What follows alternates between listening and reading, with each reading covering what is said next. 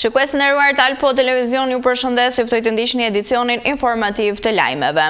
Parqet arkeologjike kanë shënuar më shumë vizitor përgjatë këtij 4 mujori, ku më i vizituar është Parku Arkeologjik i Shkodrës me mbi 31.000 vizitor, ndjekur më pas nga Parku Kombëtar i Butrintit, Apolonia dhe Byllisi dhe Antigonea në Gjirokastër. Nëse në periudhën janar-mars të këtij viti muzeet kryesonin për numrin e vizitorëve, situata ka ndryshuar me të dhënat e prillit. Parqet arkeologjike shënojnë më shumë vizitorë gjatë këtij 4 mujori. Më i vizituar është Parku Arkeologjik i Shkodrës me mbi 31.000 vizitorë, ndjekur nga Parku Kombëtar i Butrintit me mbi 29.000 bileta të shitura dhe Apolonia dhe Byllisi me shifra relativisht më të ulta. Në total, nën parqet arkeologjike të vendit janë frekuentuar gjatë këtij 4 mujori nga 82.781 vizitor. Nga 8 muzeet që janë të hapur për publikun, janë regjistruar në total 73.567 bileta të shitura. Jemi në këto momente me një blog informativ nga vendi.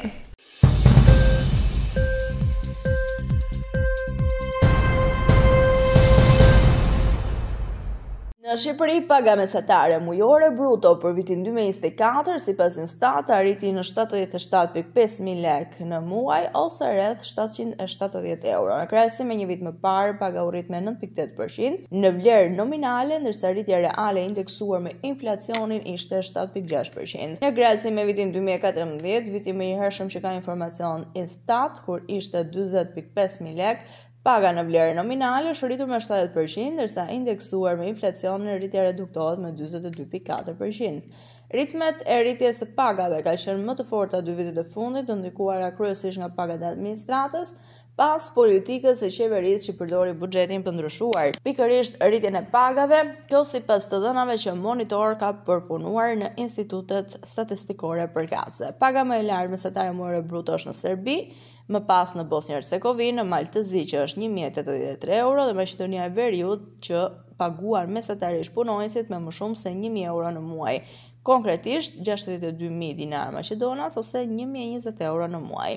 Paga në euro në Shqipëri rezulton në rritur artificialisht për shkak të zhvlerësimit të euros dhe ku nuk i kalon 650 euro. Të dhënat e ndara për sektorin privat dhe shtetëror janë të disponueshme vetëm për Shqipërinë dhe Serbinë, ato tregojnë shtrembërimin e tregut në Shqipëri me një diferencë prej 30%, ndërsa sektori privat paguan më pak se sa shtetërori në vendin tonë.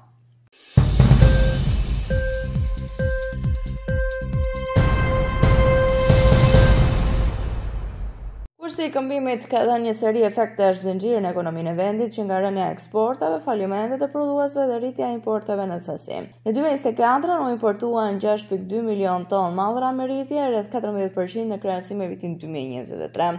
Ministria e Financave përllogaritis se efektet negative të kursit të këmbimit mbi të ardhurat doganore vitin e kaluar ishin 17 miliard lekë ose thënë ndryshe 170 milion euro. Mirpo, rënja e euros ka patur një ndikim pozitiv indirekt në të ardhurat e doganave, pasi çmime më të lira kanë rritur importet në sasi. Rënja e euros i ka bërë importet e mallrave më të lira, duke qenë se TVSH-ja dhe tarifat e tjera vilen në përqindje të çmimeve. Për vitin 2024, importi teksuar në peshë është rritur me 16%, kurse kursi mesatar i këmbimit në vitin 2023 ishte 102.8 lekë, ndërsa vitin e kaluar me rreth 100.7. Edhe euro ka sjellë ndikimin tek eksportet, por edhe importet në vendin tonë.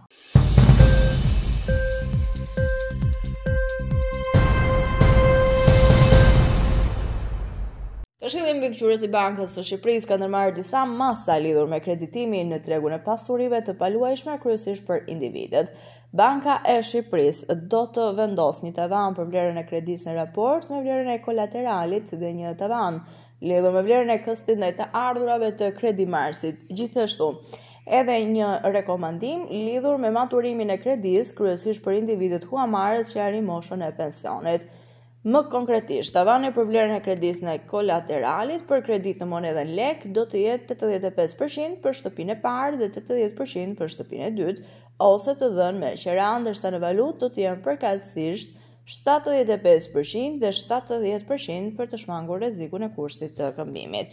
Kësti ndaj të ardhurave për kredit në monedhën lek do të jetë 40% për vlerën e shtëpisë së parë dhe 35% për të dytën. Banka e Shqipërisë ka vendosur një tavan maksimal që përfshin aktivitetin aktual kredidhënës dhe nuk përbën një pengesë në procesin e kredidhënies.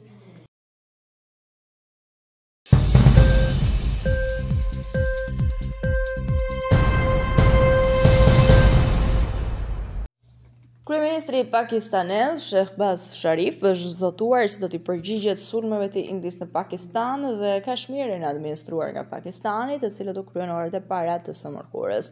Kjo përgjigje mund të përcaktojë nëse të dy vendet do të jenë në gjendje të gjejnë një rrugë dalje nga kjo situatë apo do të përfshihen në një konfrontim përshkallëzues. Duke patur parasysh mesazhin e Indisë do të hakmerret nëse lëvizja e ardhshme e Pakistanit shkon shumë larg, Islamabadi mund të vendosë ta mbajë çdo përgjigje në një prag të caktuar. Ministri i Mbrojtjes së Pakistanit ka thënë se ky i fundit do të godasë vetëm objektiva ushtarake në Indi dhe jo civil. Ushtria pakistaneze kishte qelluar me armë të vogla dhe topa artillerie për te vijës së kontrollit që ndan Kashmirin, ndaj të cilave ushtria indiane u përgjigj në mënyrë proporcionale, ka thënë dhe nën koloneli dhe njëherë zëdhënësi i mbrojtjes së Indisë në Jammu.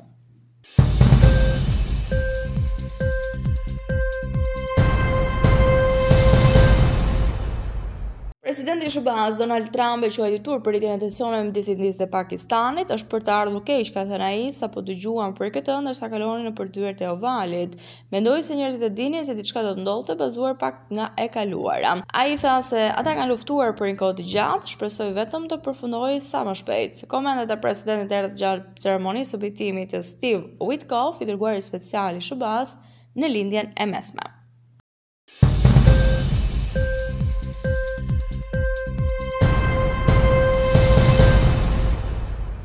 Kryeministri i Polonisë Donald Tusk theksoi se do të refuzonte të pranonte në vend grupe emigrantësh të jashtëligjshëm. Kjo deklaratë e tij vjen në një moment që Gjermania ka refuzuar emigrantë të jashtëligjshëm dhe azil kërkues. Ai mendon se Bashkimi Evropian mund të grumbullojë në Poloni këto grupe emigrantësh që dëbohen nga qeveria gjermane. Do të kemi shumë çështje për të diskutuar në mënyrë që të mos krijohet përshtypja e vërtetë se dikush, përfshirë Gjermaninë, do të donte të dërgonte grupe emigrantësh në Poloni, ka thënë Tusk në një konferencë për shtyp.